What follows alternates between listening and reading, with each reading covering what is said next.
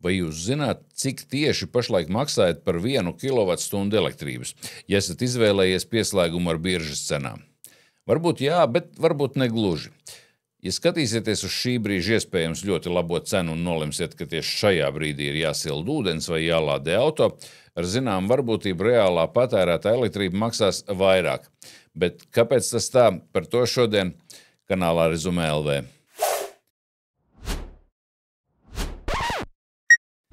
Es esmu Mīns, un jūs skatāties kanāla Rezumē LV, kurā stāstu par tehnoloģiju izmantošanu ikdienā. Un šodien par daudziem mums svarīgu tēmu – elektrības cenu. 2025. gadā Latvijā apmēram 135 000 mājsaimniecību, jeb katra sestā, bija izvēlējusies maksāt par elektrību atbilstoši elektrības cenai biržā. Un biržā cenas visu laiku mainās. Tātad, ja biržā šobrīd cena zemāk, es maksāju lētāk, ja augstāk, dārgāk. Un droši vien cenšos dārgajās stundās pēc iespējas netērēt. Elektrības biržas cenas Latvijā apmēram ap 2:00 dienā tiek publicētas jau par visu nākamo diennakti. Tātad varam paskatīties un saplānot, kad tur izdevīgāk sildīt ūdeni, gludināt vai lādēt elektroauto. Tā kā es esmu elektruma klients, es tās cenas skatos elektruma lietotnē. Forša ērta lietotne man patīk. Līdz 25. gada oktobrim cenas atšķīrās katru stundu, bet no 1. oktobra cenas mainās katras 15 minūtes. Taču, kā jau minēju, ir viens bet. Biržā cenas mainās katras 15 minūtes, bet mājsaimniecību uzskaita pagaidām notiek par katru stundu. Tas biržas cenas pagaidām precīzi darbojas tikai starp elektroapgādes uzņēmumiem. Savukārt mājsaimniecībām pagaidām īsti ne. Un tagad es mēģināšu izskaidrot divas lietas. Kāpēc tas tā un kā tad saprast, cik īsti elektrība mums maksās? Par pirmo. Tas, ka elektrības cenas biržā tagad mainās reizi 15 minūtēs, nav izdomāts Latvijā, bet to nosaka Eiropas Savienības 2017. gada regula. Tātad to ievieš visā Eiropā. Es neesmu enerģētikas eksperts, bet ja eksperti atzīst, ka tā var efektīvāk pārvaldīt un balansēt visas Eiropas elektroenerģijas resursus, domāju, ka mums jāpaļaujas uz ekspertiem un nevajag meklēt tur sazvērestības teorijas. Apgādāt visus ar elektrību patiešām ir ārkārtīgi sarežģīts uzdevums. Bet tagad par mājsaimniecībām, tātad mums kā patērētājiem. Kā zināms, Latvijā faktiski visiem patērētājiem ir uzstādīti viedie elektrības skaitītāji. Starp citu, tas bija milzīgs darbs sadales tīklam. Visu cieņu, paldies par ērtību. Tātad tagad elektrības patēriņa rādītāji mums vairs nav katru mēnesi jānoziņo sadales tīklam, kā tas bija agrāk, bet tie nolasās automātiski. Lūk, šie rādītāji no visām nepilna miljonu Latvijas mājsaimniecībām nolasās vienu reizi stundā.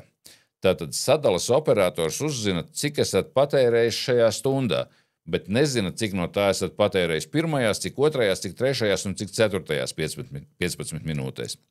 Tāpēc pašlaik, un tas ir tikai pagaidām, jūsu konkrētās stundas patēriņš tiek vienmērīgi sadalīts. Tātad, ja šajā stundā būsiet patērējis, 2 kWh, tiks pieņemts, ka 1/4 daļa, tātad 0,5 kWh tiks attiecināta uz katra stundas ceturkšņa cenu. Citiem vārdiem sakot, pašlaik elektrības cena, lai arī kurā brīdī stundā to patērēsiet, tiks rēķināta pēc stundas vidējās cenas. Ko tas nozīmē praksē? Paņemsim 1 stundu un apskatīsimies cenas. Te būs diezgan skaisti redzams. Ņemam no 6 līdz 6,15 ir 12 centi par kilovatstundu. No 6,15 līdz 6,30 19, es te noapaļoju līdz veseliem centiem. Pēc tam nākamajās 15 minūtēs 48 un vēl nākamajās 83 centi par kilovatstundu. Te es visur, kā jūs teicu, noapaļoju līdz veseliem centiem, lai jums vieglāk saprast. Ja šajā laikā būsim notērējuši, 2 kWh, tad katrai 0,5 kWh tiks piemērota viena no šīm cenām, pilnīgi neatkarīgi no tā, vai mēs tās 2 kWh notērējām tajā brīdī, kad cena bija 12, vai tajā brīdī, kad bija 83 centi. Jo uzskaita notiek par stundu, un nav tieši zināms, kurā brīdī mēs tieši esam tērējuši. Vienkāršības labad mēs varētu rēķināt vēl vienkāršāk. Aprēķināsim aritmētisko vidējo cenu šajā stundā, un tā arī būs tā, kādu mums būs jāmaksā par šajā stundā patērēto elektrību. Tātad 12 plus 19 plus 48 plus 83 centi ir 1,62 eiro. Tā kā mēs saskaitījām 4 dažādas cenas šajā stundā, tad vidējā cena būs šo summu dalot uz 4.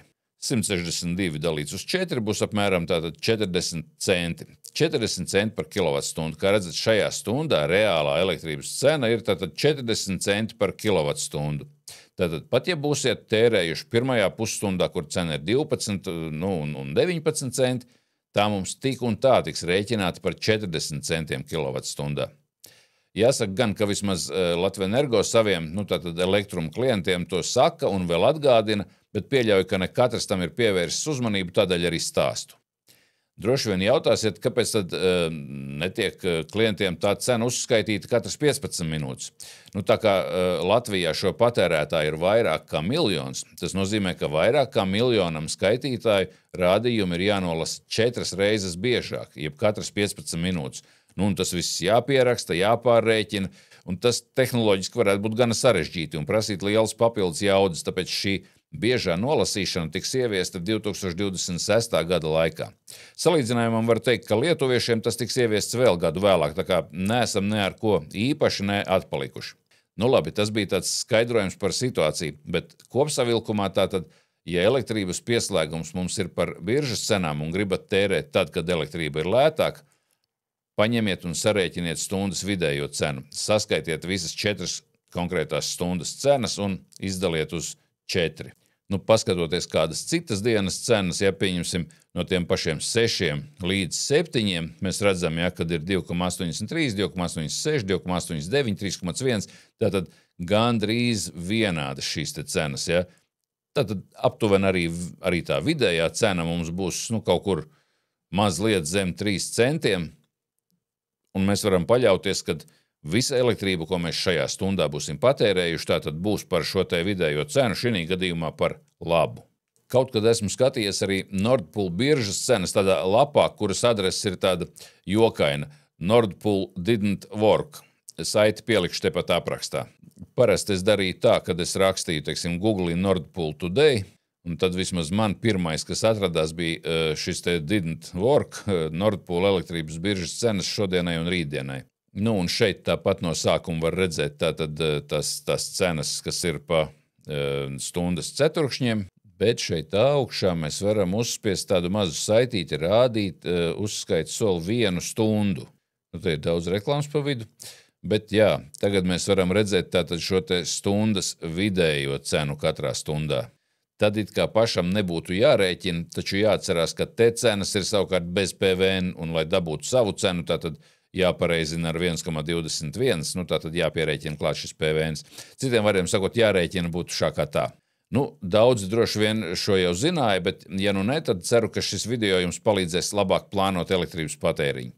Es esmu Ints, un jūs skatāties kanāla Rezumē LV, kurā stāstu par tehnoloģiju izmantošanu ikdienā. Bet šoreiz man tas viss. Apskatiet arī citus šī kanāla video un varbūt atradīsiet kaut ko noderīgu. Atā!